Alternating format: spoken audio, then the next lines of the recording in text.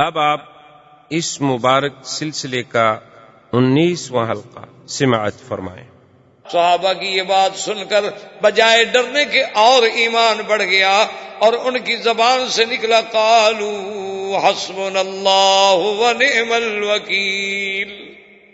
یہ وہ کلمہ مبارکہ ہے جو سیدنا ابراہیم نے جب آگ میں ڈالے گئے کہا تھا، اور یہ وہ کلمہ مبارک ہے جب صحابہ نے عہد کے مسئلے پہ کہا تھا، اور یہ وہ کلمہ مبارک ہے جب بی بی عائشہ پہ تہمت لگی تو انہوں نے کہا تھا، اور یہ وہ کلمہ مبارک ہے جس کو بی بی ابراہیم الخلیل کی بیوی ام اسماعیل نے جب انہیں چھوڑ کے جا رہے تھے انہوں نے بھی کہا تھا حسبنا اللہ ونعم الوکیل۔ یہ ایک عجیب کلمہ ہے، بس اللہ اس کے پڑھنے کی توفیق دے۔ حتیٰ کہ علماء نے کتابیں لکھی ہیں القول الجمیل فی بیان حسبنا اللہ ونعم الوکیل۔ اس کے بڑے عظیم فوائد ہیں، منافع ہیں، اور اس میں عظیم برکات ہیں کہ آدمی حیران ہو جاتا ہے۔ بہرحال آپ زیادہ علم میں نہ پڑھیں، بس یہ ہے کہ جتنا یاد ہو پڑھ لیا، چلتے پھرتے وضو ہو نہ ہو پڑھتے رہے حسبنا اللہ ونعم الوکیل۔ بس ہر مشکل کے لیے اللہ کی رحمت سے یہ ایک سیر اعظم ہے، بس یقین ہو کر دیکھیں کہ کیسے اللہ کی مدد آتی۔ حتیٰ کہ شاہ ولی اللہ رحمۃ اللہ نے یہ لکھا ہے کہ یہ کلمہ پڑھنے والا اگر یہ سمجھے کہ میرا کام نہیں ہوگا تو کہتے ہیں تو مسلمان ہی نہیں۔ اس کی وجہ وہ کہتے ہیں جب قرآن کہتا ہے کہ جب جس نے پڑھا فانقلبوا بنعمۃ فوراً کامیاب ہو گیا، تو یہ کیسے ناکام ہو گیا؟ تو اب جناب سب صحابہ نے یہ کہا، اور خدا کی قدرت یہ ہے کہ صحابہ نے کہا حضور بالکل ہم تیار ہیں، ہمیں کوئی غم نہیں، ہمارے زخموں کو آپ نہ دیکھیں بلکہ ہمیں زخم جو ہے یہ اور انگیخت کر رہے ہیں کہ آج کفر سے بدلہ لیں۔ ابو سفیان آخر بھاگ گیا، اس نے کہا کہ بھائی یہ بڑا مشکل مسئلہ ہے، تو اس لیے بہتر یہ ہے کہ اب جاؤ، کیونکہ وہ یہ تو دل میں سمجھتے تھے نا کہ اللہ کا نبی تو سچا ہے، آخر وہ ہمارے پیچھے تعاقب میں جو آ رہا ہے ہو سکتا ہے اللہ کی طرف سے کوئی ہدایت آ گئی ہو پھر ہم مارے جائیں۔ اس لیے قرآن کہتے ہیں فانقلبوا بنعمت من اللہ وفضل لم یمسسہم سوء۔ اللہ نے فرمایا کہ تم دیکھو پھر ہم نے تمہیں کیسے واپس کیا امراء الاسد سے، کہ تمہیں کوئی تکلیف بھی نہ پہنچی، لیکن اللہ نے تمہیں عزت بھی دی، نعمت بھی دی، کہ اب بغیر جنگ کے جو شکست تھی ہم نے فتح میں بدل دی، کہ کافر بھاگ گئے۔ جو فرار ہو ناکام تو وہی ہوتا ہے نا جو بھاگ جائے، جو اپنا گھر چھوڑ کے مدینہ چھوڑ کے 50 میل اور آ جائے لڑنے کے لیے، وہ تو نہیں شکست والا سمجھا جاتا۔ تو جنگ احد کا یہ مقام جو تھا اس طرح ختم ہوا۔ وجہ یہ تھی کہ اللہ نے فرمایا کہ میرا بدنی ہم یہ چاہتے تھے کہ آپ کی زندگی میں ہی آزمائش ہو جائے، کہیں ایسا تو نہ ہو کہ اگر آپ پہ موت آ جائے تو صحابہ پھر ان کے پاؤں ہی اکھڑ جائیں۔ وما محمد الا رسول قد خلت من قبلہ الرسل افإن مات او قتل انقلبتم علی اعقابکم۔ کیا اگر میرا نبی شہید ہو جائے یا قتل ہو جائے تو پھر تم دین سے بھی پھر جاؤ گے؟ تو ہم یہ چاہتے تھے کہ ایک ہی دفعہ صحابہ کی آزمائش۔ اچھا، اب جن صحابہ کے پاؤں اکھڑ گئے تھے ان کے بارے میں بھی اللہ نے فرمایا وَلَقَدْ عَفَا عَنْهُمْ، میرا بدنی میں نے ان کو معاف کر، ان کی اگر غلطی ہوئی ہے یہ پیچھے ہٹے ہیں، یہ ڈر گئے ہیں، لیکن ہم نے ان کی غلطی معاف کر دی ہے۔ صرف معاف نہیں کی بلکہ آپ کو اس کے بعد بھی حکم دیتی ہے کہ اب بھی جب کوئی مسئلہ ہو تو وَشَاوِرْهُمْ فِي الْأَمْرِ، ان کے مشورے کے بغیر کوئی قدم نہیں۔ تو سرکار دو جہاں اللہ تبارک و تعالی نے گو جنگ احد میں پہلے بھی مسلمانوں کو فتح ہوئی، کفر بھاگ گیا، لیکن مسلمانوں سے جو غلطی ہوئی، حضور پاک کے فرمان میں کوتاہی ہوئی، اس کا انجام شکست، پھر شکست کو اللہ نے فتح میں بدل دیا۔ اور ایک خاص عنایت بدر پہ ہوئی کہ اذ یغشیکم النعاس امنۃ منہ وینزل علیکم من السماء۔ اللہ نے فرمایا کہ پھر ہم نے ان پر ایک اونگ، ایک تھوڑی سی نیند مسلط کر، ایک تھوڑی سی ایسے ہر آدمی پہ ایک نیند آ گئی، حتیٰ کہ تلوار ہاتھ میں گر گئی۔ اس نیند میں ہم نے ایسی رحمت رکھی تھی کہ سب وہ زخم بھول گئے، تکلیفیں بھول گئیں، دکھ بھول گئے، پھر فریش ہو گئے آدمی، پھر تر و تازہ ہو گئے۔ تو اللہ تبارک و تعالی نے اس عہد کے غزوے کی ایک پوری تحقیق، تخطیط پورے قرآن میں بیان فرمائی ہے۔ اللہ اگر توفیق دے تو آدمی کو وہ پوری آیات وما تفاصیر اور وما ترجمے کے دیکھنی چاہیے۔ وما علینا الا البلاغ۔ برادران اسلام، محترم بھائیوں، آج کافی وقفے کے بعد الحمدللہ دروس سیرت نبوی کا سلسلہ اللہ کی رحمت سے پھر شروع کر رہے ہیں، کیونکہ رمضان المبارک، اس کے بعد موسم حج، پھر حج کے مصروفیات درس، تو الحمدللہ آج پھر ہم اپنے اس دروس کی جن کا تعلق سیرت رسول پاک صلی اللہ علیہ وسلم سے ہے، جیسا کہ آپ حضرات نے جنہوں نے دروس سنے ہیں، آپ کو یاد ہوگا کہ ہم نے دروس کی ابتدا کی تھی اس دور سے جو حضور سرکار دو جہاں صلی اللہ علیہ وسلم کی پیدائش سے قبل کا دور تھا، جسے زمانہ جاہلیت کہا جائے۔ اس کے بعد پھر حضور صلی اللہ علیہ وسلم کی ولادت سے قبل جو ارحاسات، جو واقعات پیش آئے، پھر سرکار دو جہاں صلی اللہ علیہ وسلم کی ولادت مبارکہ، پھر آپ کا دور رضاعت، اس کے بعد آپ کا دور صبا، پھر آپ کا دور شباب، پھر حضور صلی اللہ علیہ وسلم کا سیدہ خدیجہ سے نکاح، پھر سرکار دو جہاں صلی اللہ علیہ وسلم کا دور شباب، اور اس کے بعد پھر نزول وحی کی ابتدا، پھر وحی اترنے کے بعد آغاز دعوت اسلام، پھر حضور صلی اللہ علیہ وسلم کے دعوت اسلام میں مشکلات، صحابہ رضوان اللہ علیہم اجمعین پر امتحانات کے پہاڑ ٹوٹ پڑے، پھر صحابہ رضوان اللہ علیہم اجمعین کی ان مشکلات کے بعد ہجرت حبشہ، پھر بعض حضرات کی ہجرت مدینہ منورہ، پھر سرکار دو جہاں صلی اللہ علیہ وسلم کی اپنی ہجرت مبارکہ، اور ہجرت مبارک کے بعد غزوہ بدر، جو اسلام کا سب سے اول غزوہ تھا، جسے اللہ کے قرآن نے بھی یوم الفرقان کے نام سے تعبیر فرمایا، جس میں اللہ نے اسلام کو عزت دی، اسلام کا بول بالا ہوا، جس میں کفر کی طاقت جو تھی وہ ٹوٹ گئی، لیکن دشمنیوں کی آگ زیادہ بھڑک۔ اس کے بعد پھر کفار قریش کا اجتماع، کفار قریش کا وہ انتقام اور جذبہ انتقام، اور پھر اس کے بعد غزوہ احد۔ غزوہ احد میں حضور صلی اللہ علیہ وسلم کے لیے مشکلات، صحابہ کے لیے سب سے بڑا امتحان،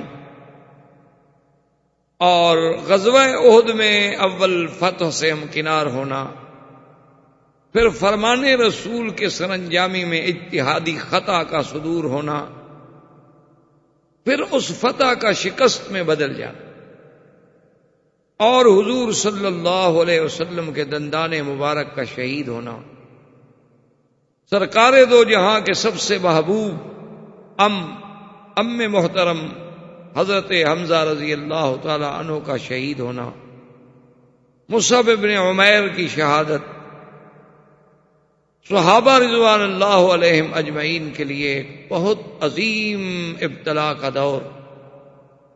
ان تمام ادوار کے بعد، چونکہ جنگ احد میں یہود کی سازش تھی، تو حضور صلی اللہ علیہ وسلم کا احد کے بعد یہود بنو نذیر پر محاصرہ، اور اس کے بعد حضور صلی اللہ علیہ وسلم کا فیصلہ کہ چونکہ انہوں نے اپنے عہد کو توڑا تھا، اور ان کا اجلاء کہ ان کو مدینہ منورہ سے نکالا گیا، اور حضور صلی اللہ علیہ وسلم نے ان کو خیبر کی طرف نکلنے پہ مجبور کیا۔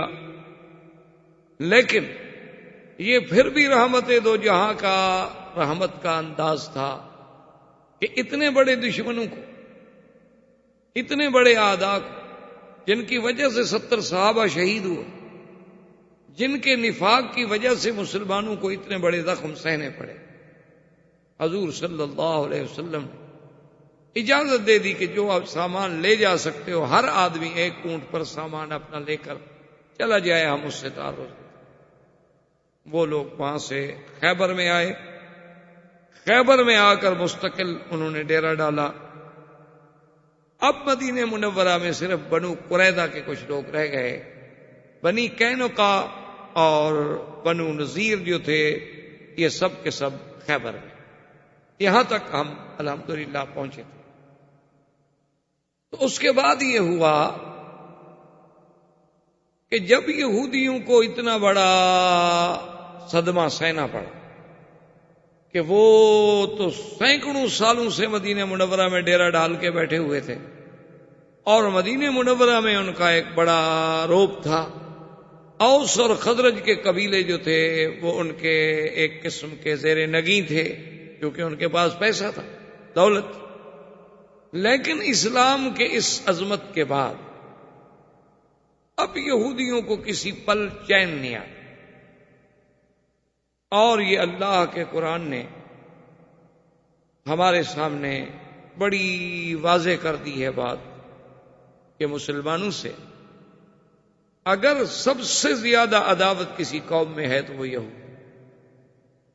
ویسے تو مسلمانوں کے عیسائی بھی دشمن، مسلمانوں کے سکھ بھی دشمن، ہندو بھی دشمن، بدھ مت بھی دشمن، ہر فرقہ کافر جو ہے وہ اسلام کا دشمن۔ لیکن اگر ان کی عداوتوں کو سامنے رکھا جائے تو پھر سب سے زیادہ بغض جو ہے، سب سے زیادہ عداوت جو ہے وہ یہود کے لیے۔ اس کو قرآن نے وضاحت فرما دی ہے کہ لَتَجِدَنَّ أَشَدَّ النَّاسِ عَدَاوَةً لِلَّذِينَ آمَنُوا الْيَهُودَ وَالَّذِينَ أَشْرَكُوا۔ اللہ نے فرمایا کہ میرے نبی صلی اللہ علیہ وسلم آپ پائیں گے یہود کے دل میں سب سے زیادہ عداوت، اور مشرکین یہ سب سے بڑے دشمن ہیں۔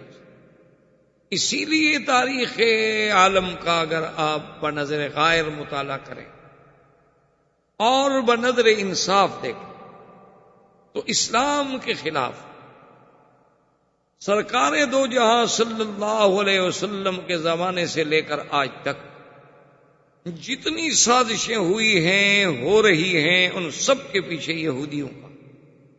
اسلام میں جتنے فرقے بنے، اسلام کو جس طرح ٹکڑوں میں تقسیم کیا گیا، اسلام میں جس طرح رفض اور شیعت کی بنیاد رکھی گئی، خارجیت کی بنیاد رکھی گئی، کرامتہ اور باطنیہ کو مارد وجود میں لایا گیا، کرامیہ، قدریہ، مشبہہ کے فرقے پیدا کیے گئے، اور اسی طرح پھر آگے آپ چلتے آئیں قادیانیت کا فرقہ ابھرا۔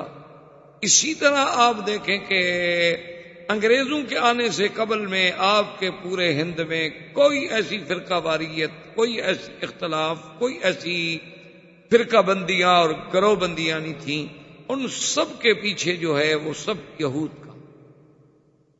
حتیٰ کہ محدثین نے یہ بات واضح کر دی ہے کہ سرکار دو جہاں صلی اللہ علیہ وسلم نے جو ارشاد فرمایا ہے کہ ستفترق امتی علی 73 فرقۃ کلہم فی النار الا ما انا علیہ واصحابی، او کما قال النبی صلی اللہ علیہ وسلم۔ حضور نے فرمایا کہ میری امت جو ہے وہ 73 فرقوں میں بٹ جائے گی، اور یہ امت سے مراد یہ نہیں کہ یہودی نصارہ، وہ تو کافر ہے، معنی یہ ہے کہ وہ امت جو مجھے ماننے والی، میری امت یعنی مسلمان، کلمہ پڑھنے والے، حضور کی نبوت پر ایمان لانے والے 73 فرقوں میں بڑھ جائیں گے۔ اور آپ نے فرمایا کہ وہ 73 میں سے سب کے سب فرقے جہنمی ہوں گے، صرف ایک فرقہ جو ہے وہ ناجی اور جنتی ہوگا۔ صحابہ نے پوچھا حضور وہ کون سا فرقہ ہوگا، اس کو ہم کیسے پہچانیں گے؟ فرمایا الا ما انا علیہ واصحابی، جو میرے اور میرے صحابہ کے رستے پہ ہوں گے صرف وہ نجات پائیں گے، اس کے علاوہ جتنا 72 فرقہ ہے وہ سب کا سب جہنم میں جائے گا۔ تو محدثین نے، علماء نے، مورخین نے یہ بات ثابت کی ہے دلائل سے کہ وہ 72 کا 72 فرقہ جو جہنمی ہے، ان 72 فرقوں کا موجد جو ہے وہ یہودی، ان تمام فرقوں کے پیچھے دماغ جو ہے وہ یہودی. کہیں عبداللہ ابن سبا آپ کو نظر آئے گا، کہیں آپ کو حسن ابن الصباح نظر آئے گا، کہیں اسی کی کماش کے لوگ نظر آئیں گے. وہ اسلام میں داخل ہوئے، اپنے آپ کو مسلمان کہا، لیکن مسلمانوں میں فرقے محبت کے نام پر کچھ گروہوں نے سیدنا علی کرم اللہ وجہہ کو اتنا آگے بڑھا دیا کہ نصیری بن گئے، ان کو خدا کا درجہ دے دیا کہ حضرت اللہ تبارک و تعالی حضرت علی میں حلول کر گئے ہیں، اس لیے ان کا نعرہ ہی مولا علی ہو گیا. وہ حضرت علی کو مولا بمانے سردار نہیں کہتے، وہ مولا کہتے ہیں ہوا مولاکم. جیسے اللہ تبارک و تعالیٰ تمہارا مولا ہے، اب تمہارا مولا جو ہے وہ حضرت علی ہے رضی اللہ تعالی عنہ. اور پھر ان کے کرامات. اسی طرح ایک فرقہ خوارج و نواصب کا بن گیا جو اہل بیت کا دشمن تھا، انہوں نے اہل بیت کی شان میں گستاخیاں. اسی طرح ایک باطنیہ کا فرقہ وجود میں لایا گیا جنہوں نے کہا کہ یہ قرآن کا ظاہر اور ہے اور باطن اور. انہوں نے کہا ایک حکم جو ہے بظاہر آپ کو دیا جا رہا ہے اور ایک باطن اس کے اندر ہو. انہوں نے کہا جیسے قرآن کہتا ہے کہ حرم علیکم الخمر، کہ آپ پہ ہم نے شراب حرام کر دی ہے. انہوں نے کہا مولوی تو یہ شراب کو حرام کر رہے ہیں بیچارے، یہ جو شراب بکتی ہے بازاروں میں. حالانکہ معنی یہ تھا کہ تم غرور میں نہ آؤ اور اس دولت کے نشے میں نہ آؤ. یہ پینا جینے کا تو مسئلہ بھی کوئی نہیں، یہ تو پینے کوئی فرق نہیں پڑتا. اس کے پینے سے تو خدا کو بندہ جو ہے خدا تک پہنچ جاتا ہے. جب وہ نشے میں ہوتا ہے تو اس کا دماغ پرواز کرتا ہے اور اللہ میاں اس کو مل جاتے. تو ان لوگوں نے اللہ کے قرآن کو بدلا. انہوں نے کہا طلاق و مرتان سے، یہ کوئی نکاح طلاق کے مسئلے تھوڑے، اللہ پاک کو یہی مسائل قرآن میں بیان کرنے کے لیے اتارا. انہوں نے کہا یہ تو بادشاہوں کے عدل و نصب کے مسائل ہیں کہ ایک بادشاہ کو کتنے دفعہ ہٹایا جا سکتا ہے اور کتنے دفعہ معزول کیا جا سکتا ہے. تو ان نے پورے قرآن کو بدل ڈالا. اسی طرح مشبہ آ گئے. انہوں نے کہا کہ جی اللہ جو فرماتے ہیں میرا ہاتھ ہے، ہمارا بھی ہاتھ ہے، اللہ کا بھی ہاتھ. اللہ فرماتے ہیں میں آسمانوں سے اترتا ہوں، بندہ بھی اترتا ہے، خدا بھی اترتا ہے. تو لہٰذا وہ تشبیہ میں آ کر کافر ہو گئے، کیونکہ اللہ کی تشبیہ تو ہو نہیں سکتی کسی سے. لیس کمثلہ شیء. اچھا بعض لوگ جو تھے وہ ایسے پیدا، انہوں نے اسماء و صفات کا ہی انکار کر دیا. انہوں نے کہا جی یہ اچھی توحید ہے کہ ہم خدا کو مانیں کہ وہ سمیع ہے اور بندے کو بھی کہیں کہ سمیع ہے، خدا کو بھی کہیں وہ رحیم ہے اور نبی کو بھی کہیں کہ رحیم ہے، خدا کو بھی کہیں کہ رؤوف ہے اور نبی کو بھی کہیں کہ رؤوف ہے. یہ تو شرک ہے. لہذا انہوں نے اللہ کی صفتوں کا ہی انکار کر دیا، نعوذ باللہ. تو اس طرح یہ فرقے بنے. اور ان تمام فرقوں کے پیچھے جو دماغ کام کر رہا تھا وہ فکر یہود تھا اور پنجہ یہود تھا. وہ اتنے مکار و خداع تھے، وہ جانتے تھے کہ اب ہم قوت کے ساتھ اسلام کو نہیں مٹا سکتے، اب ہم لڑائیوں کے ساتھ اسلام کو نہیں مٹا سکتے. اب اسلام کو اگر مٹانا ہے تو اسلام میں داخل ہو کر ان کو اندر سے کمزور کر دو، ان کو اتنا کمزور کر دو کہ یہ درخت کھڑا کھڑا خود گر جائے، ہمیں کاٹنے کی ضرورت ہی نہ پڑے. اور ان کو قابو کرنے کے لیے پوری دنیا کا جو اکنامک کا لیور ہے وہ اپنے ہاتھ میں رکھ لو. جب چاہو کسی ملک کو نچا دو، جب چاہو کسی ملک کو غریب کر دو، جب چاہو ڈالر کو اونچا کر دو، جب چاہو ڈالر کو نیچا کر دو. پوری دنیا میں جتنے فتن ہیں، جتنے مصائب ہیں، مسجد اقصی کو شہید کیا جائے یا بابری مسجد کو، دونوں جگہ آپ کو یہودی نظر آئے. ظلم کسووا میں کیا جائے یا سرب میں، ظلم شیشان میں کیا جائے یا کشمیر میں، پیچھے کمانڈوز اور ٹریننگ دینے والے جو دماغ ہیں وہ آپ کو یہودی نظر آئے. آپ قادیانیت پہ نظر ڈالیں، ان کا بھی باقاعدہ تل ابیب میں اب بھی ان کا مرکز ہے اور تل ابیب سے قادیانیوں کا باقاعدہ ماہنامہ ایشو جاری ہوتا ہے. بھئی قادیانیوں کا کیا تعلق تھا تل ابیب سے؟ وجہ یہ تھی کہ قادیانیت نے چونکہ اسلام کو نقصان پہنچایا تو ان کی حفاظت کرنے والے وہی ہوں. اسی طرح جتنے فتن ہیں، جتنا دور فتن ہے، وہ سب کے سب جو ہیں ان کے پیچھے یہودیوں کا ہاتھ ہے. حتیٰ کہ ابھی آپ دیکھ لیں، آپ تو ماشاءاللہ پڑھے لکھے لوگ ہیں، روز دیکھتے ہوں گے کلنٹن کا، مونیکا کا، یہ کیا ہے؟ یہ یہودیوں کی ایک سازش تھی کہ ایک لڑکی اتنے عرصے تک وہ اپنے کپڑے اور لباس کو محفوظ رکھتی ہے. کیا مطلب ہے اس کا؟ ان لوگوں کے نزدیک جہاں زنا گناہ ہی کوئی نہیں، جن کے نزدیک اس قسم کی آزادی ہے کہ بھئی اس میں یہ چیزیں کو معیوب بھی نہیں سمجھی جاتی. معیوب تب ہے جب کسی کو جبر کیا جائے. اب وہ کہتے ہیں جی اس کا تو ہمیں دکھ نہیں ہے کہ اس نے کیا کیا، بات تو یہ کہ اس نے جھوٹ بولا. تو اس لیے ہم ذرا اس کے ساتھ سخت ہیں۔ لیکن ایک لڑکی کو ایک آفس میں رکھنا اور 20 سال تک یا 10 سال تک یا 12 سال تک وہ اپنے اس کپڑے کو بھی محفوظ رکھتی ہے، اس ٹراؤزر کو بھی محفوظ رکھتی ہے، کیا وجہ ہے؟ اس کو ضائع نہیں ہونے دیتی، اس پہ لگے ہوئے مادے کو بھی محفوظ رکھتی ہے۔ آپ اسی سے یہودیت کا آپ اندازہ کر لیں۔ تو یہ وہ یہودی تھے، جب وہ خیبر میں آئے تو اب وہ جل رہے تھے کہ ہمیں اتنا بے عزت کر کے مدینے سے نکال دیا کہ ہم تو مدینے کی بادشاہی کا خواب دیکھ رہے تھے۔ چہ جائے کہ ہمارے لیے حضور پاک نے حکم دے دیا کہ مدینے سے نکال دو، اور اس کے بعد حکم دے دیا کہ اخرجوہم من جزیرۃ العرب، کہ ان کو جزیرہ عرب سے بھی نکال۔ تو انہوں نے پھر پلان بنایا جہاں سے ہم اپنے درس کا آغاز کریں۔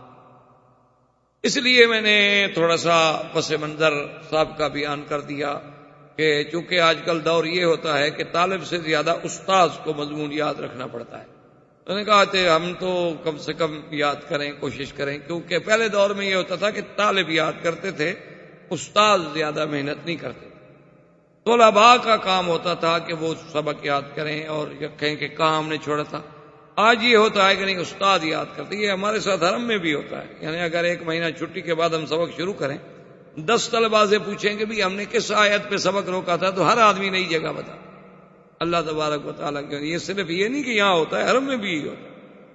تو بہرحال میں نے اس لیے ایک پس منظر عرض کر دیا کہ تاکہ اگلی بات سمجھنے میں جب تک سابقہ تسلسل ذہن میں نہیں آئے گا تو بات سمجھ نہیں۔ تو یہودیوں کا ایک بہت بڑا سردار تھا جس کا نام تھا حیی ابن اخطب، ان کا بہت بڑا سردار اور بہت پڑھا لکھا۔ تو حیی ابن اخطب اور سلام ابن مشکم، یہ دونوں جو تھے، انہوں نے اپنے ساتھ چند اور لوگ بھی لیے اور ایک وفد بنا کر یہ چلے مکہ مکرمہ۔ سب سے پہلے یہ مکہ مکرمہ ابو سفیان کا دور تھا، یعنی مکہ مکرمہ میں اس وقت جو سربراہ تھے وہ ابو سفیان سے آ کے ملے۔ انہوں نے کہا کہ ہم آپ کے پاس آئے ہیں، آپ کے ساتھ بھی بدر میں ایک بہت بڑا سانحہ گزر چکا ہے کہ آپ کا 70 سردار مارا گیا۔ ٹھیک ہے، آپ نے عہد میں لڑائی لڑی اور ہم لوگوں نے آپ کی مدد کی، جس کی وجہ سے ہمیں بھی وہاں سے نکالا گیا۔ لیکن عہد کی لڑائی میں مسلمانوں کے صحابہ تو شہید ہو گئے، لیکن آپ لوگوں کو کیا ملا؟ آپ تو جنگ ہار گئے۔ اس نے کہا کیسے ہار گئے؟ صحابہ شہید ہو گئے، ہم نے 70 آدمی ان کا بدلہ لے لیا۔ انہوں نے کہا عجیب بات کر، کیا بدلہ لے لیا تھا؟ وہ تو اگر حضور صلی اللہ علیہ وسلم کے کہنے پر وہ تیر انداز جو تھے وہ دروازہ نہ چھوڑتے تو آپ تو جنگ ہار چکے، آپ تو بھاگ رہے تھے۔ وہ تو ان سے اتحادی خطا ہو گئی، انہوں نے یہ سمجھا تھا کہ بھی اس دروازے پہ ہم نے اس وقت تک قائم رہنا ہے جب تک جنگ نہ جیتی جائے۔ جب دیکھ لیا ابھی کافر بھاگ رہے، انہوں نے کہا اب کھڑے رہنے کی کیا ضرورت، چلو بھی ہم بھی مال غنیمت اٹھا لیں۔ تو ان لوگوں نے وہ دروازہ خالی کیا تو خالد بن الولید نے عقب سے حملہ کیا۔ انہوں نے کہا تو یہ کوئی بڑی بات نہیں ہے، فتح تو تب ہوتی کہ تم مدینے پہ قبضہ کر لیتے، تم تو خالی واپس آ گئے مکے، نہ مدینے پہ قبضہ کیا، نہ کوئی مسلمان گرفتار ہوا، تم نے کامیابی کیا حاصل کی؟ مجھے یہ تو بتاؤ۔ جنگ جیتنے کا مطلب تو یہ ہوتا ہے نا کہ دشمن کے علاقے پہ قبضہ کرو، حضور صلی اللہ علیہ وسلم کی تحریک کو ختم کر دو۔ وہ تو اسلام کی تاریخ اسی طرح چل رہی ہے، انہوں نے تو الٹا جنگ جانے اتنے بڑے نقصان کے بعد ہم پہ حملہ کر دیا، اور اتنی بڑی شکست کے بعد انہوں نے بدر صغرا تک تمہارا تعاقب کیا، تم بھاگ گئے۔ وہ تو عہد کے بعد حضور صلی اللہ علیہ وسلم خود اپنے صحابہ کے ساتھ تمہارے تعاقب میں چلے اور تم بھاگے، اور ساری دنیا میں مشہور ہوا کہ قریشی بھاگ گئے، مکے والے بھاگ گئے، مکے والے، تم تو ذلیل ہو کے آئے ہو، تم نے کون سی جنگ جیتی ہے؟ ابو سفیان نے کہا بھی بات تو ٹھیک ہے۔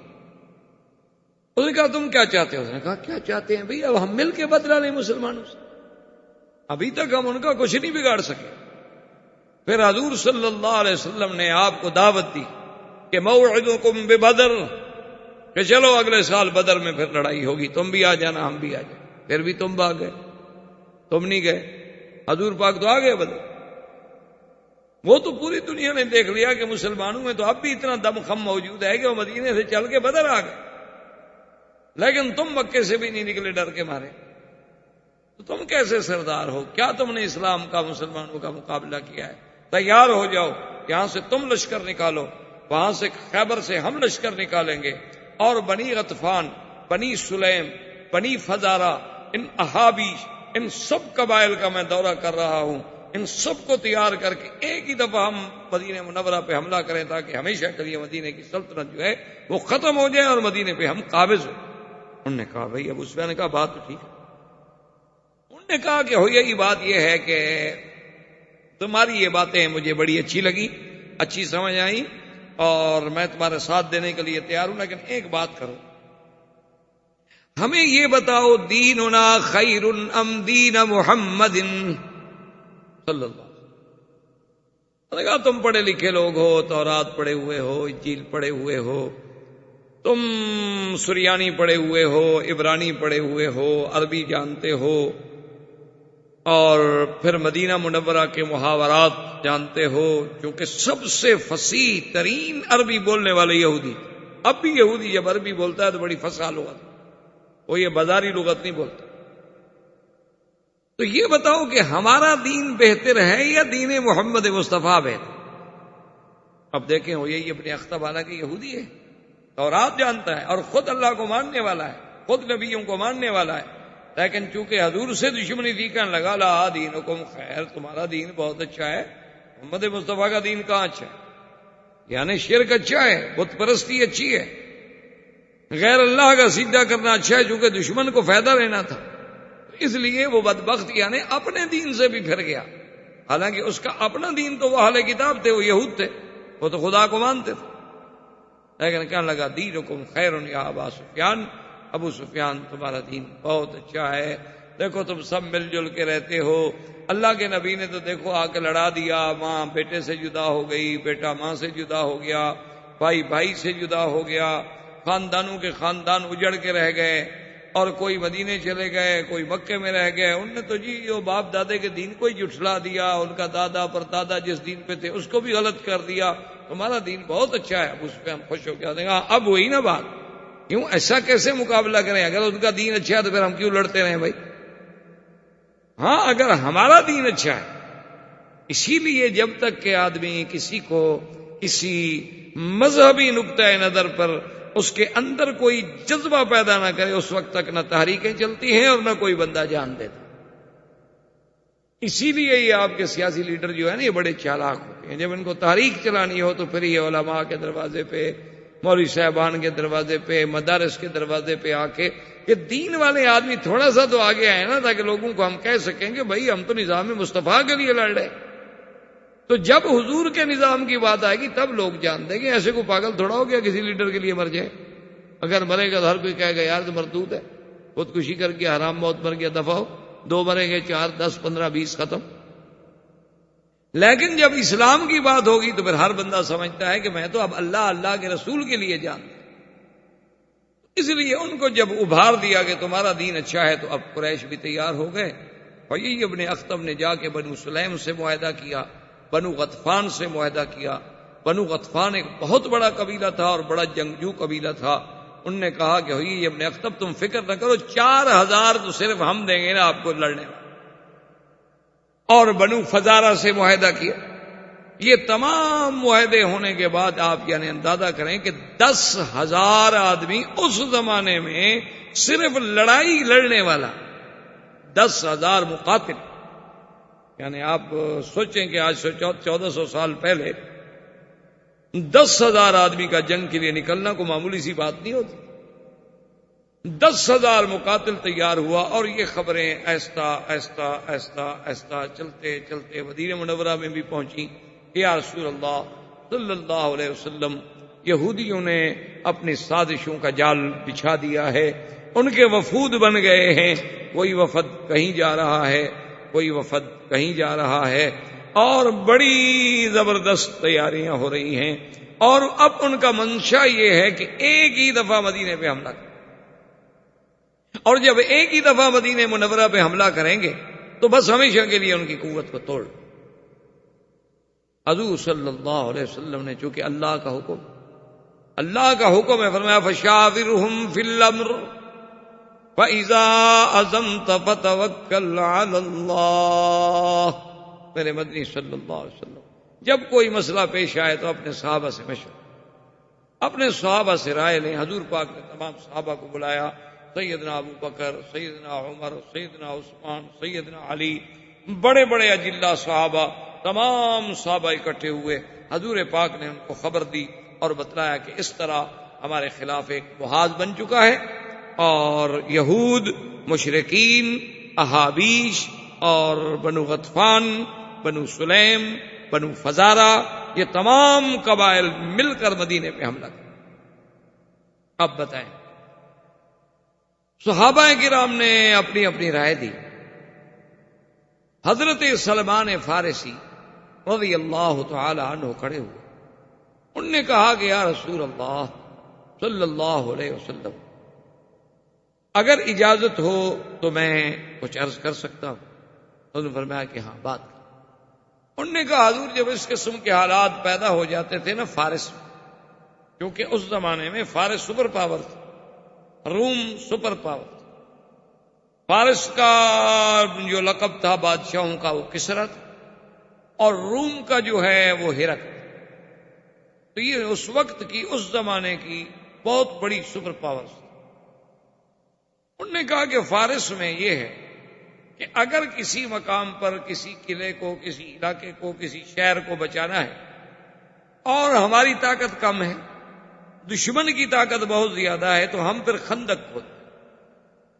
حضور پاک نے فرمایا وہ خندق کیا ہوتی ہے؟ کیونکہ عرب میں تو پہلے خندق کبھی کھودی نہیں گئی، اسلام میں تو کبھی خندق کا کوئی تصور بھی نہیں تھا۔ اس نے کہا حضور خندق ایسے ہوتی ہے جیسے ایک ندی کھود دی جائے، ایک نہر کھود دی جائے، وہ اتنی چوڑی ہوتی ہے کہ گھوڑا پھلانگ کے نہ گزر سکے، اور اتنی گہری ہوتی ہے کہ کوئی اندر اگر اس کے آ جائے تو پھر اس کو چڑھنے میں دقت ہو، اور اتنی طویل ہوتی ہے کہ جہاں سے دشمن کے آنے کا خطرہ ہے اس راستے کو روک دے۔ تو یہ خندق جو ہے یہ ہمارے لیے ایک دفاع کا کام کرتی ہے۔ اس کا فائدہ یہ ہوتا ہے کہ اگر دشمن کی طاقت 1000 ہے اور یہاں اگر آپ نے 100 آدمی بھی مورچے میں بٹھا دیا ہے تو وہ 1000 آدمی اندر نہیں آ سکتے، کیونکہ جب اندر آئے گا تو کیسے آئے گا؟ آخر خندق میں اترے گا تو جو تیروں والے دیکھ رہے ہیں وہ انتظار کرتے رہیں گے، چڑھنے کی کوشش کرے گا، اترے گا، وہ تیروں پہ رکھ لیں گے اس کو، اور گھوڑے جو ہیں وہ پھلانگ نہیں سکتے ہیں، اور دشمن اتر کے پھر چڑھے تو یہ کوئی مذاق تو ہے نہیں، اونٹ بھی پھلانگ نہیں سکتے ہیں۔ تو وہ جو ہے ہمارے لیے ایک بہت بڑا حصار ہوتا ہے۔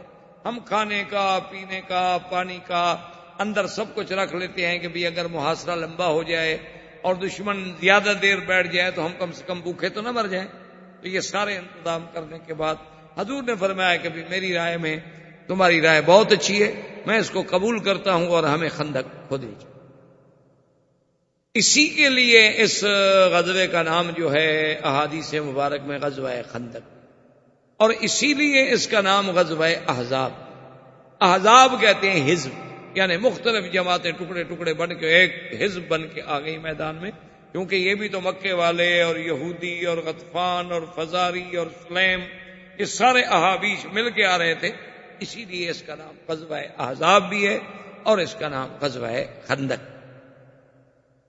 اب جب خندق کی کھدائی شروع ہوئی، آپ جب مدینہ منورہ میں جاتے ہیں تو آپ نے بھی دیکھا ہوگا کہ خندق کا، کیونکہ اس کے تھوڑے تھوڑے نشانات تو اب بھی باقی، تھوڑے تھوڑے آثار خندق کے اب بھی باقی ہیں کہ بھی اس جگہ خندق ہوتی۔ لیکن اس بات کو سمجھنا گو یہ بڑے بڑے علماء کا کام ہے اور علمی مسئلہ ہے، لیکن تھوڑی سی آسانی کے لیے میں عرض کر دوں تاکہ جتنی بات آپ کے سمجھنے کے لیے آسان ہو۔ ایک سب سے بڑا مشکل مسئلہ ہے جس میں ہمارے بڑے بڑے علماء الجھ کے رہ جاتے ہیں کہ بھی اس طرف خندق کھودنے کی آخر کیا وجہ تھی؟ تو مدینہ تو ادھر ہے اور خندق ادھر کھودی گئی۔ اب بھی آپ جائیں تو آپ دیکھیں نا کہ مثلا مدینہ تو رسول کدھر ہے، حرم کہاں ہے؟ حضور کے زمانے میں تو بس یہی شہر تھا نا جتنا حرم ہے، بلکہ یہی سمجھیں کہ اب حرم بڑا ہے، اور اس کے بعد ابالی میں کچھ آبادی تھی، اسی طرح نابیہ میں کچھ آبادیاں تھیں، اسی طرح جانب احد میں کچھ چھوٹی چھوٹی بستیاں تھیں، یہ مدینہ منورہ تھا۔ تو اس طرف خندق آخر کیوں کھودی گئی؟ اس میں بڑے بڑے علماء جب حدیث پڑھاتے ہیں نا تو الجھ کے رہ جائے، وہ سمجھا نہیں۔ بہرحال یہ ایک علمی مسئلہ ہے جس کا تعلق علماء سے ہے، لیکن آپ کے یہ بتانے کی حد تک میں صرف آسانی کے لیے عرض کر دوں، مدینہ منورہ کو آپ تو الحمدللہ پڑھے لکھے لوگ ہیں، کبھی آپ نقشہ ہو، جب آپ مدینہ منورہ کا خریطہ دیکھیں گے، نقشے کو سامنے رکھیں گے، تو پھر آپ کو خندق کا سمجھنا بالکل ایک سیکنڈ بھی نہیں۔ اصل میں مدینہ منورہ کی پوزیشن یہ تھی کہ اس کی 3 طرف تو حرات ہے، اس کو کہتے ہیں ہارا، جیسے اب بھی ہے، آپ جانے مدینہ ہارا شرقیہ ہو، ہارا غربیہ ہو، ہارا جنوبیہ، یہ حرات، یہ 3 حرات جو ہیں ان میں نوکدار پتھر تھے کالے کالے، اور بہت طویل عریض میدان میں، اس سے فوج کے آنے کا کچھ تصور ہی نہیں کیا جا سکتا کہ کوئی فوج یہاں سے آ جائے۔ وہ اتنے نوکیلے، اتنے تیز ہوتے ہیں کہ اگر اونٹ آئے تو وہ زخمی، گھوڑے آئے تو وہ زخمی، بندے آئے تو وہ زخمی، تو وہ تو وہاں سے گزرنا ہی مشکل ہے۔ تو 3 جانب میں تو وہ ہر رہے تھے، ہر رائے واقم تھا، ہر رائے شرقیہ تھا، ہر رائے غرب۔ اب 3 طرف سے تو مدینے کو انہوں نے روک لیا نا، ادھر سے تو آپ کو خندق کی ضرورت ہی نہیں کہ وہاں سے تو دشمن کی فوج آ ہی نہیں سکتی۔ ایک جانب جو تھی ما بین شرقی والغربی، وہاں تھے بنو قریظہ یہودی، ان کے بڑے بڑے قلعے تھے۔ بنو قریظہ جو تھے ان کا حضور صلی اللہ علیہ وسلم کے ساتھ معاہدہ تھا، ان کی حضور صلی اللہ علیہ وسلم کے ساتھ صلح تھی، اسی لیے ان کو مدینے سے نکالا نہیں گیا۔ بنو قینقاع اور بنو نذیر کو تو اجلا کر دیا گیا، لیکن بنو قریظہ کو یہاں سے اجلا نہیں کیا گیا، نکالا نہیں گیا، کہ ان کا معاہدہ تھا۔ انہوں نے کہا حضور آپ کا دشمن ہماری طرف سے حملہ آور نہیں ہو، چاہے ہم اس کو دولت سے روکیں، پیار سے روکیں، طاقت سے روکیں، لیکن ہم آپ کے دشمن کی مدد نہیں کریں اور اپنا راستہ نہیں دیں گے آپ کے خلاف، اور آپ ہمارے دشمن کو ہمارے خلاف راستہ نہیں دیں اور نہ اس کی مدد کریں گے۔ یہ حضور کے ساتھ معاہدہ تھا۔ عیینہ بن الحصن ان کا سردار، تو اس طرف سے حضور مطمئن ہے، کبھی 3 حرے ہو گئے، اس طرف سے بنو قریظہ ہو، آگے جبل احد پہاڑ ہو گیا، باقی یہ شمال بچا جس سے حملے کا خطرہ تھا کہ یہاں سے دشمن آ سکتا ہے، تو اسی جانب شمال میں وہ خندق کھودی گئی، اور اس کا طول کیسے رکھا گیا، ادھر پورے مدینے کو کنٹرول کرے، اور ادھر جا کے احد کے طرف جو ہے جہاں پہاڑ جبل اسیر شروع ہوتا ہے اس سے ٹکرا جائے، اور وہ جبل جو ہے حضور کی پشت پہ آ جاتا تھا، وہاں سے دشمن حملہ نہیں کر سکتا، پہاڑ چڑھ کے اترے گا نا، آگے تو آپ کے تیر انداز انتظار میں بیٹھے ہوں گے اور پہاڑ کے اوپر بھی بیٹھے ہوں، تو پھر دشمن جو ہے اس زمانے میں جنگ جو ہے وہ گھوڑوں کی ہوتی تھی، ہاتھیوں اپنا اونٹوں کی ہوتی تھی، یا پیدل ہوتی تھی، یہ میزائل، یہ ایٹم، یہ ہوائی جہاز، یہ ہیلی کاپٹر، یہ تو ہوتے نہیں۔ تو اس لیے خندق کی کھدائی کا سلسلہ اس جانب سے شروع کیا گیا کہ سب سے خطرہ جو تھا وہ اسی جانب۔ اب جناب جب اس طرف سے کھدائی کا سلسلہ شروع ہوا تو اب دیکھیں کہ انتظام حضور پاک نے یہ فرمایا کہ 10 آدمیوں کی ایک ٹولی بنا، اور ہر 10 آدمیوں پر ایک بندے کو امیر بنا دیا گیا کہ یہ 10 آدمی ہیں ان کے سردار، یہ 10 آدمی ہیں ان کے سردار، اور ہر 10 آدمی کے ذمہ یہ تھا کہ اس نے 40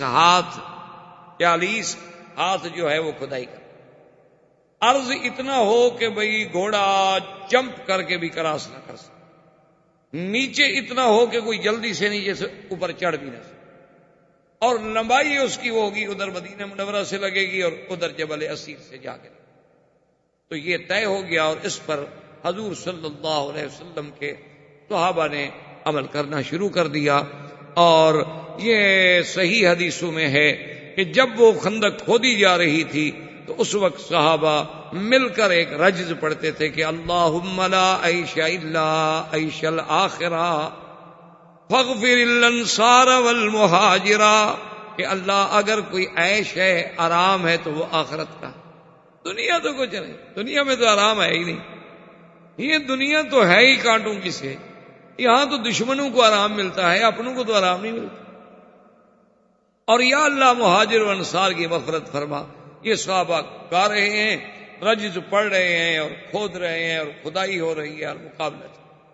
اور یہی وہ موقع ہے جس پہ عبداللہ ابن رواحہ کی وہ مشہور رجز جو صحابہ نے پڑھی، اور صحابہ کہتے ہیں کہ جب ہم پڑھتے تھے تو سرکار دو جہاں بھی ہمارے ساتھ شریک ہوتے، واللہ لولا اللہ مہتدینا ولا تصدقنا ولا صلینا، کہ یا اللہ اگر تو ہمیں ہدایت نہ دیتا تو ہم آج نہ نمازیں پڑھتے نہ خیراتیں کرتے۔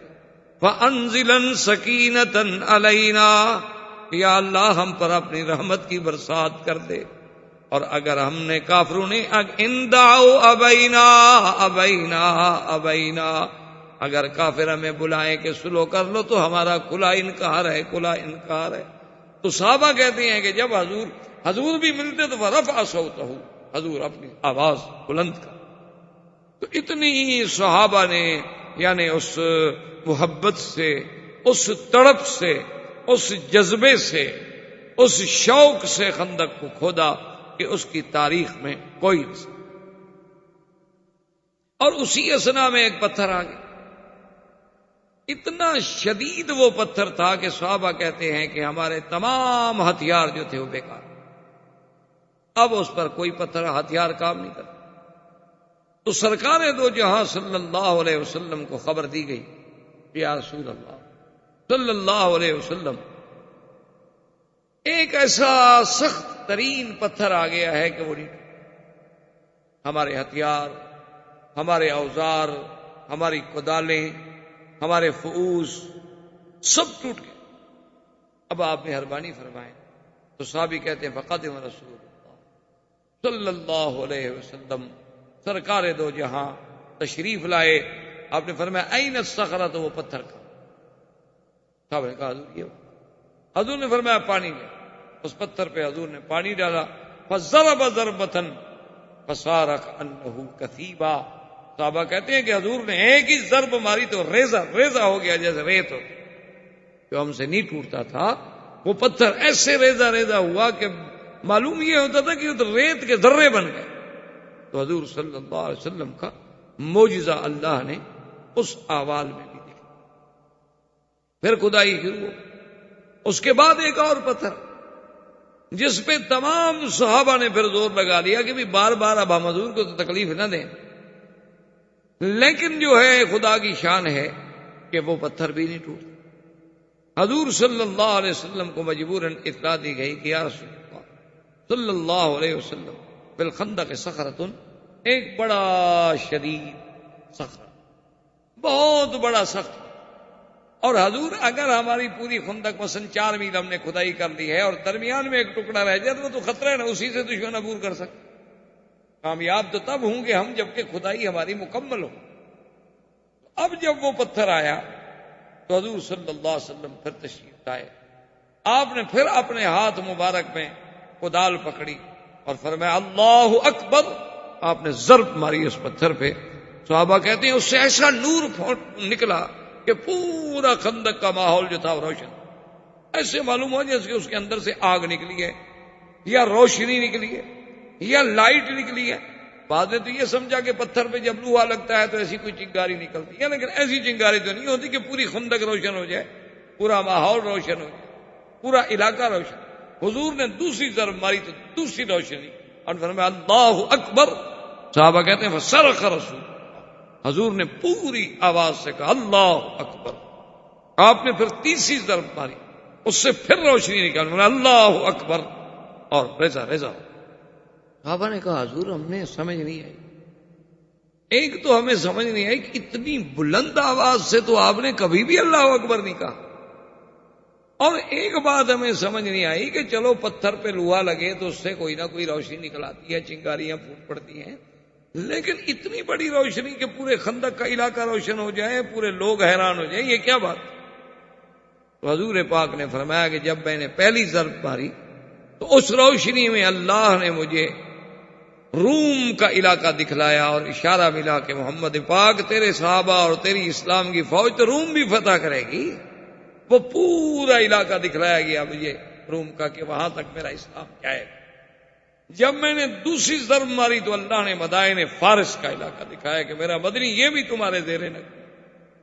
جب میں نے تیسری ضرب ماری تو مجھے سنا اور یمن کا علاقہ دکھایا گیا کہ یہ بھی اسلام کی.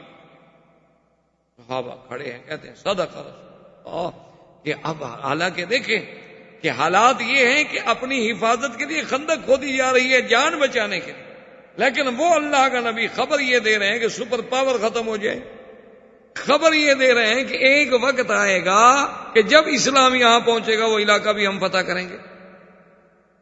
یہ باتیں صرف ایمان والے کے دل میں یقین بن سکتی تھیں، کسی دشمن کے دل میں تو یقین نہیں بن سکتی. وہ اس طرح ایک لطیفہ بھی ہوا اس دفعہ امریکہ کے سفر میں جب ہم گئے تھے. ایک حدیث مبارک میں یعنی آپ حیران ہوں گے، ایک حدیث مبارک میں لفظ ہیں باقاعدہ کہ حضور نے فرمایا کہ قیامت سے پہلے میری امت کے کچھ لوگ جو ہیں وہ بیت الابیض کو فتح کریں.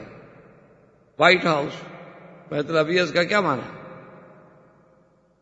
تو حضور کا فرمان ہے. میں نے کہا امریکہ والوں کا، میں نے کہا یار یہ پتہ نہیں اللہ میں اس لیے تو میں نہیں لے آیا یہاں، ورنہ ہمارا کیا تعلق تھا کہ ہم وائٹ ہاؤس دیکھنے کے لیے آتے ہیں، ہم مولویوں کا کیا کام وائٹ ہاؤس سے.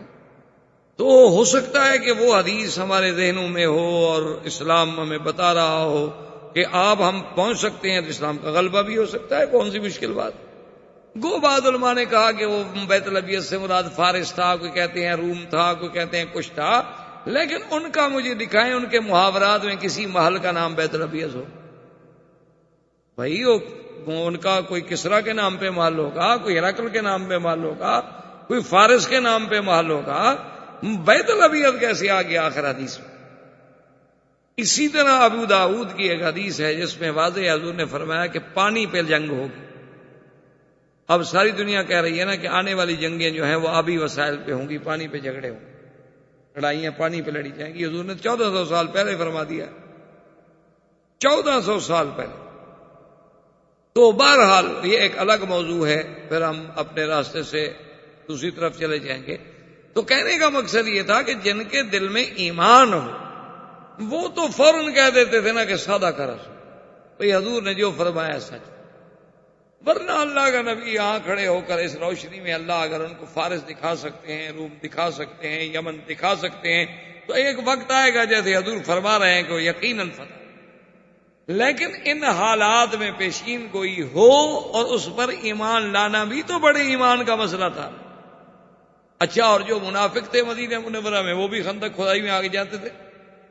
تھوڑا سا 15-20 منٹ کام کیا پھر بہانہ بنا کے جی مجھے پیٹ میں درد ہے، جیسے نالائق طالب علم کرتے مدرسے میں آ جاتے ہیں، حاضری بھی لگوا لیتے ہیں، آدھے گھنٹے کے بعد ان کو پیٹ میں تکلیف شروع ہو جاتی ہے.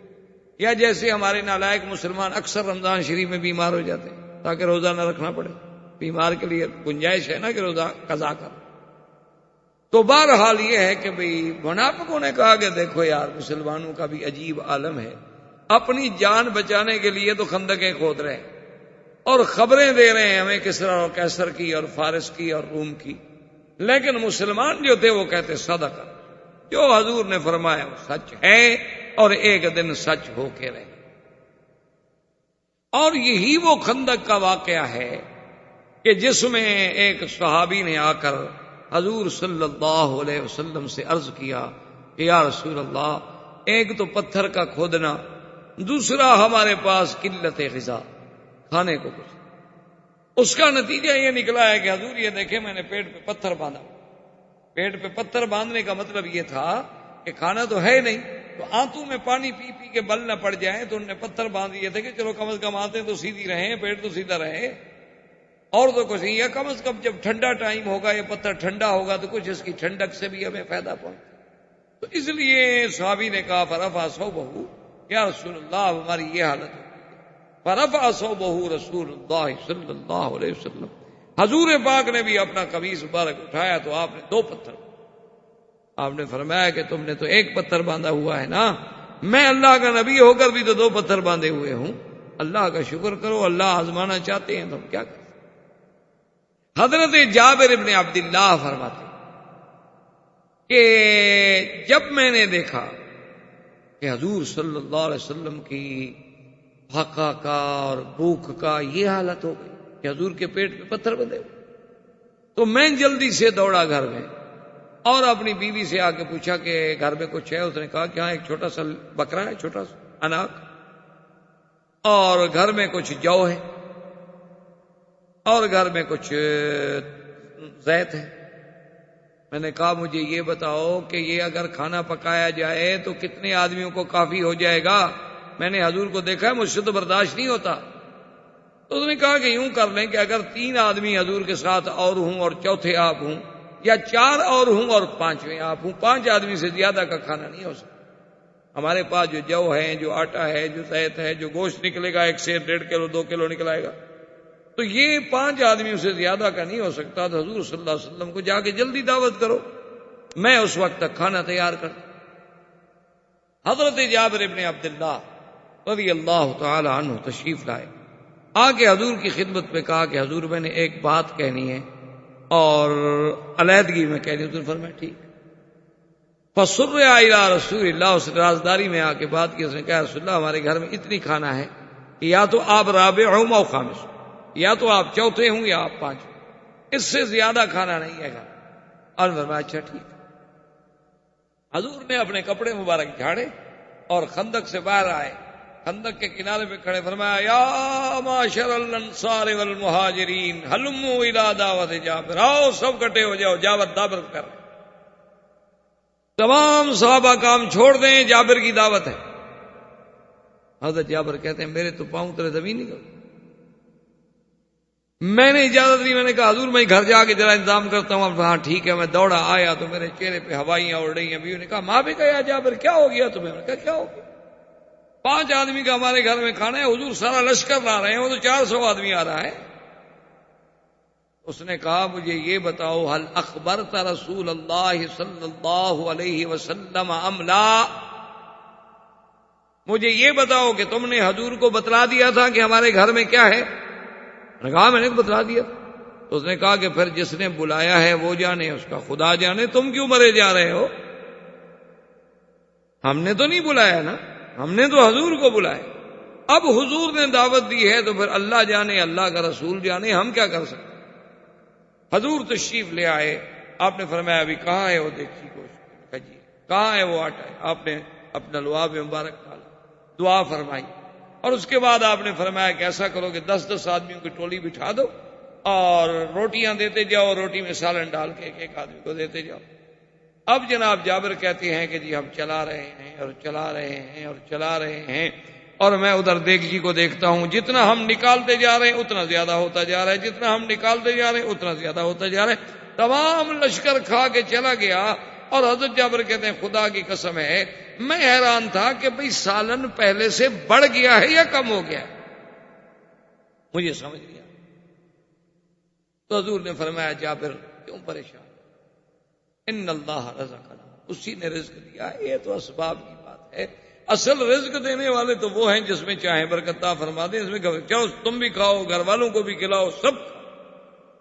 تو حضور صلی اللہ علیہ وسلم کا یہ معجزہ عظیمہ جو سیاہ اور صحیحین میں، بخاری اور مسلم اور بڑی بڑی عظیم کتابوں میں، کہ جس میں کثرت طعام، کہ ایک محدود طعام کا بڑھ جانا، محدود آٹے کا بڑھ جانا، محدود سالن کا بڑھ جانا، اسی طرح جب چند یوم اور گزرے ہیں تو یہ تو اللہ ائمہ محدثین، ائمہ مجتہدین، ائمہ فقہا، اصحاب رسول اللہ صلی اللہ علیہ وسلم پہ کروڑوں رحمتیں فرمائے کہ انہوں نے یہ بھی لکھا ہے کہ حضور جب خندق سے مٹی نکالتے تھے انہوں نے کہا کہ 2 کیفیتیں ہیں، یا تو حضور اپنا ہاتھ یوں آگے باندھ لیتے تھے اور یہاں مٹی رکھ لیتے تھے اور اینٹیں اور پتھر رکھ لیتے، یا کبھی حضور پھر اپنا ہاتھ یوں باندھ لیتے اور کہتے بھی یہاں پیچھے سے پتھر رکھ دو اور مٹی رکھ دو اور جا کر باہر پھینک، یعنی اس کیفیت کو بھی محفوظ رکھا ہے جس کیفیت سے حضور صلی اللہ علیہ وسلم نے خندق سے مٹی نکالی۔ تو تھوڑی دیر، کئی دن گزرنے کے بعد فاقہ پھر شدید ہو گیا، تو بی بی عامرہ بنت رواح ان کو پتہ چلا، تو ان کے پاس کوئی تھوڑی سی کھجوریں تھیں، کوئی 1 کلو 2 کلو، وہ کہ ان نے وہ کھجوریں بھیجی کہ عبداللہ ابن رواحہ اور باقی اس کی فیملی کے لوگ جو تھے وہ سب وہیں پتھر پہ کام کر رہے تھے، انہوں نے کہا کہ کھجوریں میرے گھر والوں کو، رشتہ داروں کو دے دو تاکہ وہ بیچارے کچھ تو گزارا کریں۔ جب ان کے پاس کھجوریں آئیں تو انہوں نے کہا کمال ہے، ہم کیسے کھا سکتے؟ انہوں نے کہا بھی یہ تو لے چلو حضور کی خدمت میں، پہلے ہم حضور کو تو شریک کریں نا اپنے ساتھ۔ جب حضور صلی اللہ علیہ وسلم کی خدمت میں وہ 1 کلو 2 کلو کی کھجوریں پیش کی گئی تو حضور نے فرمایا کہ اچھا بھائی ایسا کرو کہ آواز دے دو تمام صحابہ کو کہ سب آ جاؤ بھی کھجور کی دعوت ہے، بی بی امرہ کی دعوت۔ تمام صحابہ دوڑ کے آ گئے۔ حضور نے فرمایا کہ بچھاؤ دسترخوان جو تھا چمڑے کا بچھایا گیا۔ صحابی کہتے ہیں جب وہ کھجوریں ڈالی تو حضور نے اپنے ہاتھ مبارک لگائے اور اس کے بعد وہ کہتے ہیں کہ ہم سب صحابہ کھا رہے ہیں اور کھجوریں بڑھتی جا رہی ہیں تاکہ دسترخوان سے باہر گرنے لگ گئی، اتنی کھجوریں ہو گئی کہ ہم 300 آدمی کھجوریں کھا گئے اور دسترخوان اسی طرح بھرا ہوا ہے اور دسترخوان سے کھجوریں باہر گر رہی۔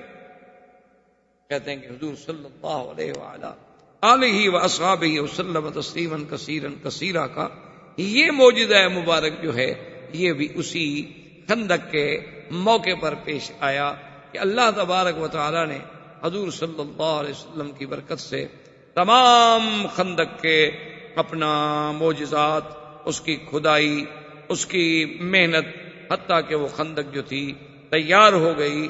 اور اسی اثنا میں دشمنان کفار قریش کا لشکر جو تھا وہ آپ حیران ہوں گے کہ 10,000 مقاتل لے کر، اور حضور کے ساتھ کتنے آدمی تھے سارے جمع کرنے کے بعد 3,000۔ 3,000 بھی سارے مخلص نہیں تھے، منافقوں کی جماعت بھی اس میں شامل تھی، کل 3,000 آدمی جمع۔ اور مدینہ منورہ میں حضور پاک نے حکم دے دیا کہ جتنے بچے ہیں، عورتیں ہیں اور جتنے معذور بوڑھے ہیں وہ ایک بڑے قلعے میں، بڑے گھر میں جمع ہو جائیں تاکہ علیحدہ علیحدہ نہ ہوں۔ خدا نہ خواستہ ہم سب جوان تو ادھر لگے ہوئے ہیں، اگر کوئی دشمن حملہ کر دے تو ایک ایک گھر سے تو نہ پکڑ کے بچوں کو لے جائے، کم از کم ایک جگہ تو کہ ان کی حفاظت کرنا ہمارے لیے آسان ہو جائے، مشکل نہ ہو۔ تو ابو سفیان اپنے 10,000 لشکر کو لے کر اور ہوئی ابن اخطب، سلام اور بڑے بڑے یہودیوں کے سربراہ یہ سارے کے سارے آئے۔ ان کو بھی پتا تھا کہ وہ 3 حرات ہیں، ان حرات سے تو ہم مدینے جا نہیں سکتے۔ ان کو بھی پتا تھا کہ بنی قریظہ کے ساتھ سرکار 2 جہاں کا معاہدہ ہے، ہم ادھر سے بھی نہیں جا سکتے۔ تو اسی لیے انہوں نے بھی اسی شمال کے علاقے کو تجویز کیا اور اسی شمال میں آگے پڑاؤ ڈالے اور جبل احد تک کیمپ لگتے گئے، کیونکہ 10,000 آدمیوں کے لیے خیمے لگانے ہوں، ایک ایک خیمے میں اگر 8 آدمی ہوں تو کتنے خیمے لگیں گے؟ ہزاروں خیمے لگ گئے۔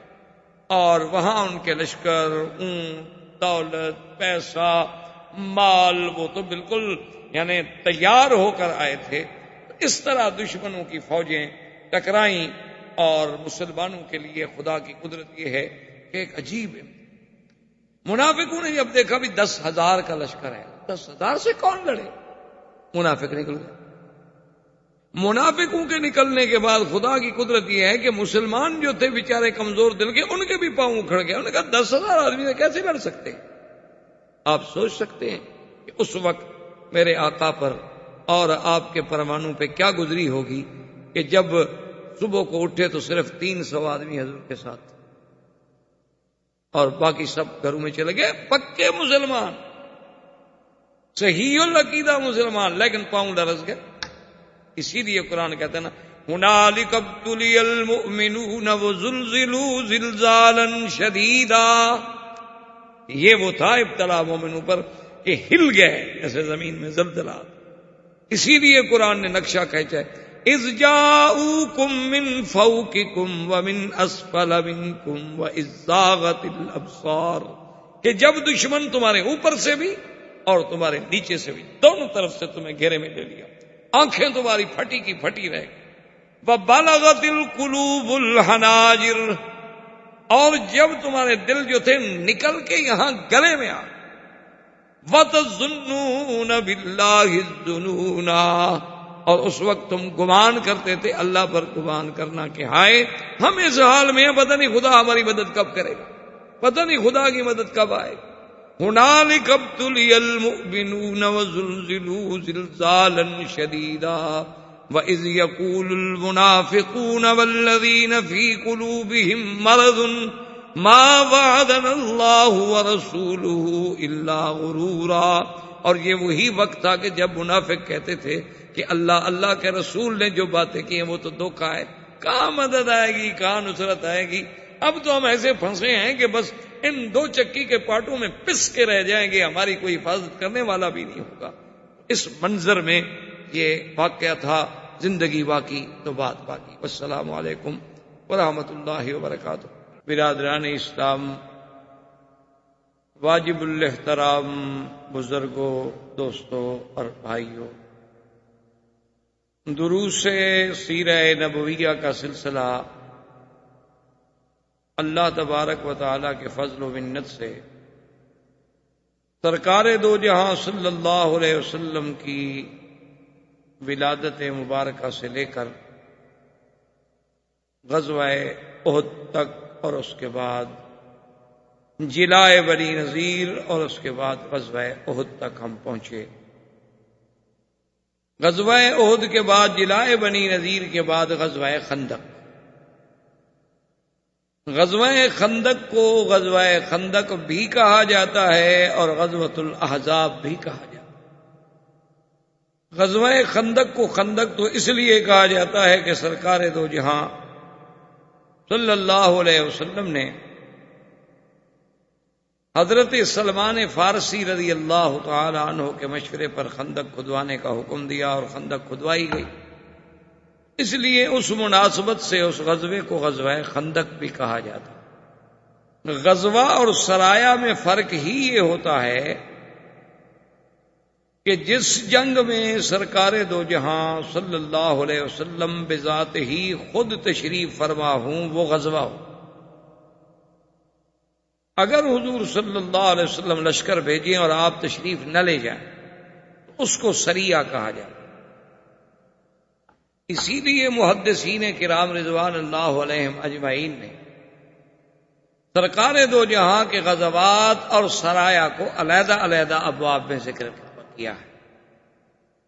تو غزوہ خندق جو ہے یہ ان غزوات میں ہے جس میں حضور صلی اللہ علیہ وسلم خود شریک ہے، اور غزوہ احزاب اس کو اس لیے کہا جاتا ہے، احزاب جمع ہے حزب، حزب مانا جماعت، تو جب چند جماعتیں، چند قبائل، چند قومیں مل جائیں تو احزاب ہو گیا، جمع کا صیغہ بن گیا۔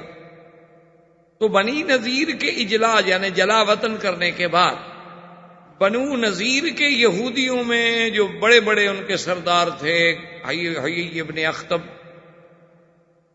اسی طرح اور بڑے سردار، تو انہوں نے دراصل جا کے قریش کو ابھارا، پھر انہوں نے بنی سلیم کو، بنی فزارہ کو، بنی غطفان کو، احابیش کو، ان سب کو تیار کیا کہ ہم پوری قوت کے ساتھ مدینہ منورہ پہ حملہ کریں تاکہ اسلام کا یہ شہر، اسلام کی یہ قوت، یہ معسکر، یہ مرکز جو ہے ہمیشہ کے لیے ختم کر دیا جائے۔ تو اب اس میں چونکہ اتنی جماعتیں شامل ہو گئی تو اس کا نام غزوہ احزاب بھی ہو گیا۔ سرکار دو جہاں صلی اللہ علیہ وسلم نے جب خندق کھدوانے کا حکم دیا تو 40 ہاتھ خندق جو ہے 10-10 آدمیوں پر تقسیم کی کہ 10 آدمی 40 ہاتھ کھودیں۔ خندق کی کھدائی اتنا گہری ہوتی تھی کہ کوئی آدمی جلدی سے اوپر نہ چڑھ سکے، اور چوڑائی اتنی ہوتی تھی کہ کوئی گھوڑا جو ہے جلدی سے پھلانگ نہ سکے۔ تو میں نے عرض کر دیا تھا کہ 3 اطراف جو تھی ان میں حرات تھے، اور ایک طرف میں بنی قریظہ یہودیوں کا بہت بڑا گڑھ تھا، مرکز تھا، قلعے تھے، اور بنی قریظہ جو ہیں وہ حضور صلی اللہ علیہ وسلم کے ساتھ معاہدے میں شریک تھے کہ ہم آپ کے دشمنوں کی مدد نہیں کریں گے۔ تو اس طرف سے حضور صلی اللہ علیہ وسلم چونکہ مطمئن تھے تو اب صرف وہ علاقہ تھا جو مدینے کے شمال میں آتا، تو اسی لیے وہاں خندق کو کھودا گیا اور اس کو لمبا اتنا کیا گیا کہ ادھر مدینہ منورہ سے ٹکرا جائے اور ادھر جبل اسیر سے ٹکرا جائے۔ اسی اثنا میں ابو سفیان کی قیادت میں، کیونکہ ابو سفیان ابھی اسلام نہیں لائے تھے اور مکے کے سب سے بڑے سردار اس وقت ابو سفیان تھے، اور ابو سفیان کے دل میں بڑی عداوتیں بھی تھیں کہ اصل جو بدر میں مار کھائی تھی کافروں نے اس کا سبب تو ابو سفیان کا قافلہ تھا، اور پھر احد کی لڑائی میں ان کی قیادت کرنے والا بھی ابو سفیان تھا۔ تو احد کی لڑائی میں اس میں تو کوئی شک نہیں کہ صحابہ کو بڑی تکلیفیں پہنچی، لیکن مشرکین کو بھی تو کچھ نہیں ملا، نہ مدینہ فتح ہوا، نہ مدینے پہ قبضہ کر سکے، نہ کوئی مسلمانوں سے قید ہوا، نہ کوئی ان کو مال غنیمت حاصل آیا۔ وہ تو جیسے آئے تھے اسی طرح لوٹ گئے. تو وہ بھی ابو سفیان کے دل میں ایک بہت بڑی خلش تھی. تو اس لیے وہ 10,000 کا لشکر لے کر، اور اس زمانے میں 10,000 لڑائی کرنے والے مقاتل، یعنی 10,000 جوان لڑنے کے لیے تیار ہو کے آئے، یہ کوئی معمولی سا حملہ نہیں شمار ہوتا. اور مسلمانوں کی تعداد جو تھی صرف 3,000. جب یہ لشکر آ گیا اور شمال مغرب میں انہوں نے پڑاؤ ڈال دیا، وہ تو ایک بستی آباد ہو گئی. انہوں نے خندق کے اس طرف، اور جب انہوں نے آ کے خندق کو دیکھا تو ابو سفیان نے کہا کہ ھذا اول مکیدۃ فی الحرب، بھئی یہ تو کوئی جنگی بڑی پہلی چال ہے، ہم نے تو آج تک نہیں دیکھی خندق. کیونکہ مکے والوں نے تو کبھی خندق دیکھی بھی نہیں تھی، نہ مدینے والوں نے دیکھی تھی. وہ تو حضرت سلمان نے بتلایا تھا کہ فارس کے لوگ جب اپنے دشمن کو روکنا چاہتے ہیں تو ایسے درمیان میں خندقیں کھود دیتے. تو کہنے لگا کہ یہ بہرحال ایک جنگی چال ہے، اس پر ہمیں سوچنا پڑے گا، ہمارے لیے ہے نئی بات. ادھر جناب جب یعنی محاصرہ روز بروز تنگ ہوتا چلا گیا، اور خدا کی قدرت یہ ہے کہ حالات ایسے پیدا ہو گئے کہ ابو سفیان نے حیی ابن اخطب، جو سب سے بڑا یہودیوں کا سردار تھا، اس سے کہا کہ بھئی جا کے بنو قریظہ سے بات کرو، وہ تو تمہارے یہودی ہیں، ورنہ مسلمانوں سے ہم اس حال میں نہیں لڑ سکتے. چاہے ان کے پاس 3,000 آدمی ہیں، زیادہ آدمی نہیں ہیں، لیکن درمیان میں خندق ہے. اگر وہ صرف ایک صف بنا کر خندق کے مقابلے پر تیر اندازوں کی بٹھا دے تو ہمارا تو کوئی آدمی خندق عبور کر ہی نہیں سکتا. جا کے بنو قریظہ سے بات کرو. اب ہمارے پاس ایک ہی راستہ ہے کہ بنو قریظہ اللہ کے نبی کے ساتھ جو معاہدہ کیا ہے وہ توڑ دیں اور ہمیں راستہ دیں. تو جب بنو قریظہ ہمیں راستہ دیں گے تو ہم اپنی آدھی فوجیں جو ہیں بنی قریظہ کی طرف سے، یعنی جنوب شرق کی طرف سے، اور آدھی فوجیں جو ہیں شمال کی طرف سے، تو جب ادھر سے ہم داخل ہوں گے تو مسلمان ادھر متوجہ ہوں گے، پھر ہم خندق عبور کر لیں، ورنہ تو خندق کا عبور کرنا بڑا مسئلہ. حیی ابن اخطب جو ہے وہ جبل احد کے پیچھے سے بہت لمبا چکر کاٹ کے، کیونکہ اب وہ شمال سے جنوب شرق میں آنا چاہتا ہے، مسلمانوں سے تو گزر نہیں سکتا، تو پیچھے سے جاتے ہوئے وہ جناب بنو قریظہ کے حصون پہ، ان کے قلعے تھے بڑے بڑے، ان کے محلات تھے، بڑی دیواریں تھیں بڑی، وہاں پہنچا. اس کے ساتھ 2 آدمی اور بھی تھے، اور اس نے بنی قریظہ کا جو سردار تھا اس کو آواز دی، کعب کو آواز دی، کعب القرظی. اس نے کہا کہ کعب، میں حیی ابن اخطب ہوں اور میں تمہارے ساتھ بات کرنے کے لیے آیا ہوں. اور وہ اپنے محل پہ بیٹھا ہوا تھا، تو اس نے وہیں سے ملازم سے کہا کہ اس سے کہو میں تمہارے ساتھ کوئی بات نہیں کرنا چاہتا. اس نے کہا عجیب آدمی ہو تم، یہودی ہو، یہودیوں کے ایک قبیلے کے سردار ہو، اور تم بنی قریظہ کے سردار ہو، میں بنی نذیر کا سردار ہوں. ہم مذہب ہیں، ہم مسلک ہیں، میں تمہارے گھر پہ دروازے پہ چل کے آیا ہوں تمہارے لیے بات کرنے کے لیے، تم عجیب آدمی ہو، میرے ساتھ بات کرنے کے لیے بھی تیار نہیں ہو، یہ کیا بات ہوئی؟ تو میری بات نہ مانو لیکن میرے ساتھ بات تو کرو. اس نے کہا کہ دیکھو بھائی بات سنو، یہ ابن اخطب، ہمارا معاہدہ ہے محمد الرسول اللہ صلی اللہ علیہ وسلم، اور میں اپنا معاہدہ نہیں توڑنا چاہتا، میں اللہ کے نبی کے کسی دشمن سے بات بھی نہیں کرنا چاہتا، میں جانتا ہوں تم کیوں آئے ہو. انہوں نے کہا عجیب آدمی، تم نے ایسے دل میں بیٹھ کے اندازہ لگا لیا ہے کہ میں کیوں آیا ہوں. تو اب اس نے ایک چبھتی ہوئی بات کی. اس نے کہا ہاں انک تخاف ان تاکل احدا من جشیشتک، کہ تم اس لیے ڈر رہے ہو کہ تمہارا کھانا دسترخوان پہ کوئی اور نہ کھائے. بخیل ہو نا تم، ذلیل آدمی ہو نا تم، گھٹیا آدمی ہو، سردار ہو تو کیا ہو گیا. اب اس کو غیرت جاگی، اچھا مجھے تانا دیتے. اس نے کہا آ جاؤ. وہ تو اس کے گھر میں جانا چاہتے تھے نا، اور یہ تانا جو تھا عرب برداشت نہیں کر سکتا تھا. کوئی اس کو کہے کہ تیرے دسترخوان پہ کھانا نہیں ملے گا، یا تمہارے گھر میں کسی کو روٹی نہیں ملتی ہے، تم روٹی کھلانے سے بخیل ہو، ڈرتے ہو. یہ تو ایسا تانا تھا کہ عرب کانپ جاتے تھے کہ تو قیامت تک ہمارے دل میں عیب لگ جائے. اسی لیے وہ واقعہ ہے کہ جب سیدنا عثمان رضی اللہ تعالی عنہ کے زمانے میں قرآن شریف کی تدوین، قرآن شریف کی جمع ہو رہی تھی، آپ قرآن لکھا محفوظ کیا جا رہا تھا. تو وہ اس بستی کے لوگ جن کے پاس سیدنا موسیٰ علیہ السلام اور حضرت خضر گئے تھے اور انہوں نے کھانے سے انکار کر دیا تھا. سیدنا موسیٰ علیہ السلام گئے کہ ہم مسافر ہیں، مہمان ہیں، فابوا ان یضیفوہما، انہوں نے انکار کر دیا ہم نہیں مہمان بناتے، ہمارے پاس کوئی کھانا وانا نہیں، جاؤ. انطاکیہ کی وہ بستی تھی. تو وہ بستی والے لوگ جو ہے ایک وفد لے کے صحابہ کی خدمت میں آئے. انہوں نے کہا بات یہ ہے کہ اللہ کے قرآن میں وہ واقعہ نقل ہو گیا ہے کہ ہمارے ان بڑوں نے پتہ نہیں کھانے کا انکار کیا تھا، بدبختوں نے کیا کیا تھا، ہم تو زندہ رہنے کے قابل نہیں رہے، سارے لوگ ہمیں تانا دیتے ہیں کہ کتنی لانتی تھے بستی والے کہ 2 مہمانوں کو کھانا بھی نہیں دے سکے. تو تم مہربانی کرو، ہم سے جتنا دولت چاہیے، سونا چاہیے، چاندی چاہیے، پیسہ چاہیے، ہم دینے کے لیے تیار ہیں، صرف اتنی مہربانی کر دو کہ تم قرآن شریف لکھ رہے ہو، جمع کر رہے ہو. فَأَبَوْا أَن يُضَيِّفُوهُمَا میں با کا نیچے والا نقطہ جو ہے نا یہ اوپر لگا دو، تے بن جائے، بس ہمارا کام ہو جائے گا. کیونکہ اگر نیچے نقطہ لگائیں تو پڑھا جائے گا نا ابوا ان یضیفوہما، اور اوپر اگر 2 نقطے لگا دو تو فاتوا ان یضیفوہما کہ بستی والے بھاگ کے آئے گا جی دعوت قبول کریں. تو انکار کے بجائے ان کی دعوت ہو جائے گی تو ہماری عزت بچ جائے گی. انہوں نے کہا بدبختو، عجیب لوگ ہو تم، اب اللہ کے قرآن کی زبر زیر بدل دیں گے. تم چاہے سارا ملک ہمیں دے دو، ہم خدا کا قرآن کیسے بدل سکتے؟ کیونکہ اگر ہم یہ صرف ایک نقطہ بدل دیں وہ تو پھر پورے قرآن میں تشکیک ہو گئی، چونکہ پورا واقعہ بدل گیا. یہ کیا کہہ رہے ہو؟